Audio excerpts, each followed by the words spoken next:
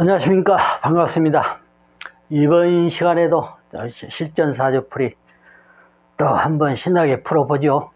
여러분은 신나지 않을 수도 있지만 하여튼 열심히 한번 풀어보겠습니다. 자, 사주를 어떻게 볼 것인가, 사주를 어떻게 볼 것인가, 또 사주를 어떻게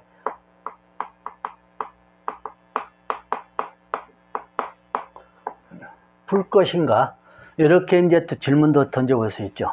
자, 어떻게 볼 것인가, 자, 어떻게 볼 것인가. 그래서 이 사주를 딱 보면은 이제 제가 이제 항상 강조한 게 격국을 우선 유무를 보라. 격국 유무를 보라. 그러면은 아직 격국에 대해서 잘 모르는 상태에 계신 분들은 어떻게 격국을 보냐. 열심히 격국 공부를 일단 하셔 보십시오.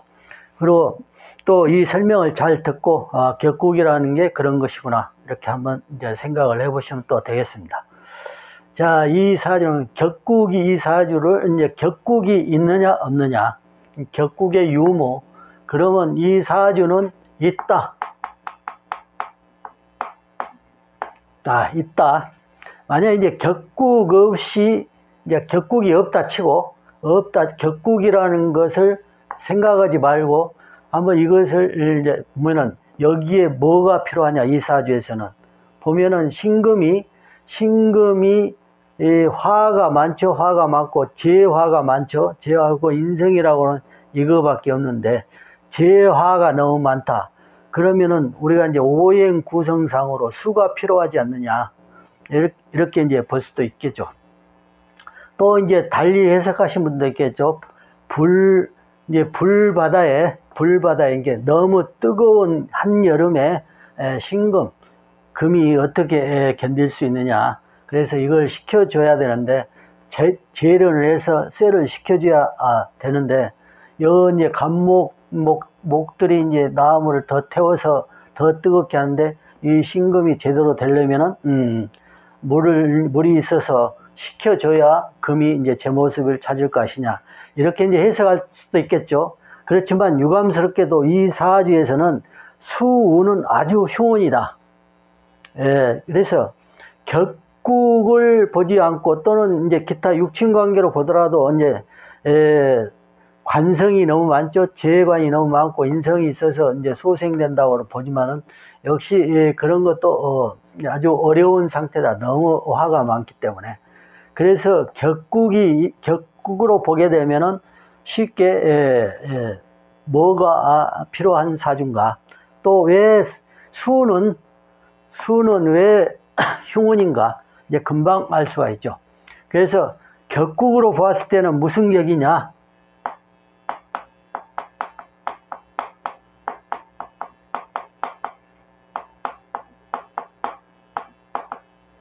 종살격. 종살격을 이루고 있다. 자, 종살격을 어찌해서 종살이냐. 자, 남방화항절 5월에 이제 생했죠.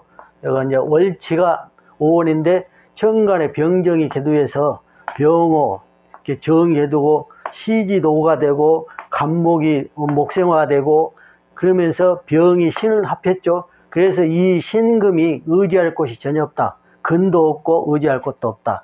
미도 역시 남방화항절이죠. 그러면 이 신금이 오신오합인데 신금이 이 병화기를 쫓아서 종살할 수밖에 없다. 이게 화로 정할 수밖에 없다. 그래서 종살격이 됐다. 신금이 어디 의지할 곳이 전혀 없는 상태죠. 그래서 종살격이다. 이거는 병신합에서 종화가 아니라, 종화는 병신합수에서 여기가 수황절이 태어나고 수가 전부 이루어졌을 때, 그럴 때에 이제 화격이다 또는 수화격이라고 이렇게 하는데, 이게 병신합인데 화격이라고 않고 이거는 명백히 종살격이다. 이게 살을 종한다 이거죠. 종살격이다. 종살격이 돼서 화가 오로지 화에 의해서 운영되는 사주죠. 그래서 이제 숙명적인 이런 사주를 받아 지녔기 때문에 화로서만 운영되는 사주다. 그래서 목생화니까 목은 좋은 것이다. 근데 수는 수국화죠.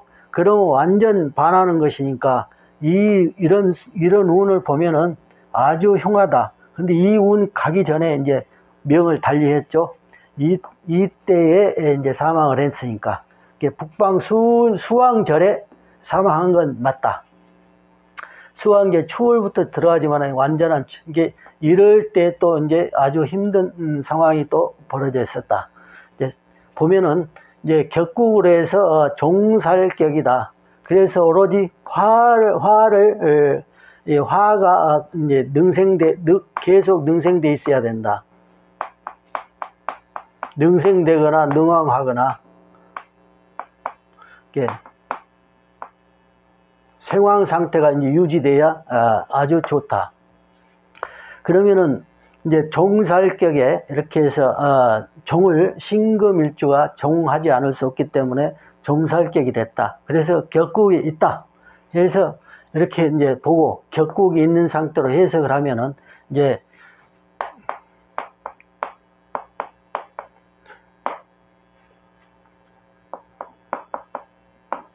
귀인명이다. 종살격은 대부분 이제 귀인명이 많죠. 이제 여자도 종살격이면은 이제 기부인으로서 또는 지금 현 시대니까 이제 사회에서 크게 활동하는 어떤 자리를 갖고 크게 활동하는 그런 것이다. 여명에서도 종살격은 아주 좋은 사주라고 할 수 있다. 남자도 역시 건명도 역시 종살격은 아주 긴 사주다. 그래서 운을 보면은 모광절이죠. 남방화왕절에서 시작해서 모광절로 가서 이제 수왕절, 천간 수왕절 들어간 축도 북방 수왕절에도 역시 이제 토니까 이제 반감됐지만은 역시 북방 수왕절 중앙철 이제 천간 운에서 이제 사망을 했지만 역시 북방 수왕절에 들어가서 사망한 건 맞다. 이게 흉운이다. 그래서 이제 여기에 천간에 임계가 있죠. 천간에 중간 이제 말하자면은 재성운이죠. 일간으로 해서는 재성운인데 화를 생하기 때문에 이때는 좋은 운이어서 이런 것들은 이제 어려운 상황 속에 위험한 상황 속에서도 크게 발전하는 그러한 상황이었다.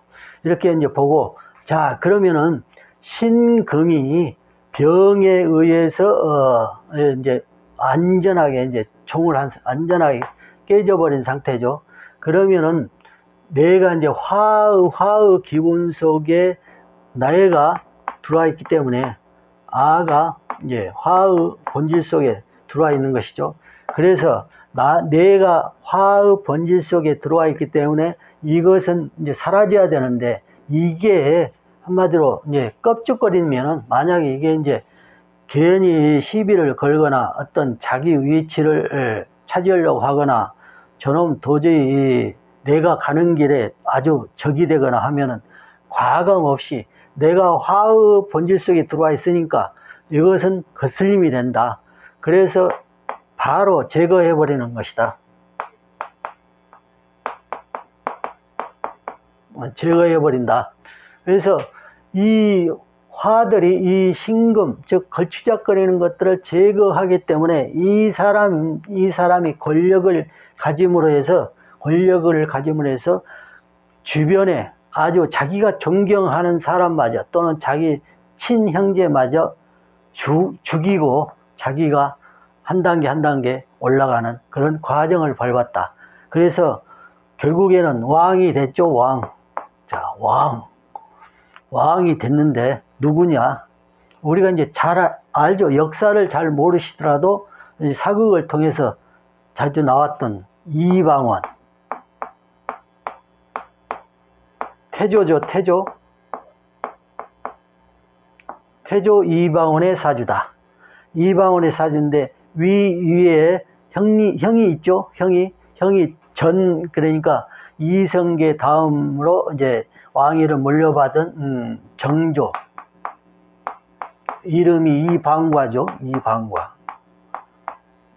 이제 이 양반의 사주도 있는데 이분의 사주는 화학격인데 화학격들은 아주 그 융통성도 좋고 또는 포기할 줄도 알고 또는 융화를 잘하고 그러죠. 이 방가 물론 우리가 이제 역사 속에서는 크게 부과된 인물은 아니죠. 근데 이분도 대단한 분이죠. 완전한 무인이죠. 무인. 정말 무인으로서의 나무랄 데 없는 무인이다. 그러면서 그 성품도 아주 좋았다. 근데 이 방언하고는 완전히 다르죠. 이거는 종살격이고 이 방언과라는 정조, 즉 이대 왕은 완전한 무인 출신. 이렇게 전과도 많이 올리는, 전과도 많이 올리고 완전한 무인 정신이 아주 강하게 박혀 있는. 그리고 우리가 이제 사극에서 아마 자식이 없다라고 나온 것 같은데 12남 1년가 어떤 12남매인가 돼요. 어떤 자식이 많아요. 이분도. 그런데 욕심을 버린 거죠. 욕심을 부렸다간 이 사람한테 죽게 생겼으니까 자기 자식들도 다 제거되게 생겼으니까 내려놓는 거죠. 내려놔서 상황으로 이제 살다가 죽었죠. 그러면 이 사람이 보다시피 화의 본질 속에 신금일간이긴 해도 화의 본질 속에 들어와 있기 때문에 거슬리는 것, 신금이 거슬리죠. 이걸 제거해서 이제 화격이 됐으니까, 종사격이 됐으니까 이건 이제 필요가 없는 거죠. 그럼 이런 기운들이 껍죽거리면은 여지없이 죽였다. 그래서 이제 자기의 정적이라고 여겨지는 것들은 죽였다. 그래서 저기도 이제 우리가 정몽주도 이 사람에 의해서 죽은 거나 마찬가지죠. 뭐 다른 사람이 가격하긴 했어도 이 사람에 의해서 죽은 거나 똑같다고 봐야죠. 정몽주도. 그래서 이 사람은 이런 사조이기 때문에 나의 정적은 내가 아무리 친밀하고 존경하는 사람이라도 여지없이 죽여버린다. 이러한 맹옥성이 있다. 즉 종사를 하기 때문에 화의 본질 속에, 즉 살성의 본질 속에 들어와 있다. 이런 구조이기 때문에 그렇다. 그래서 많은 사람들이 죽었죠. 죽기는. 아까운 인물도 죽고. 그렇지만은 왕위를 가지고, 즉 조선이라는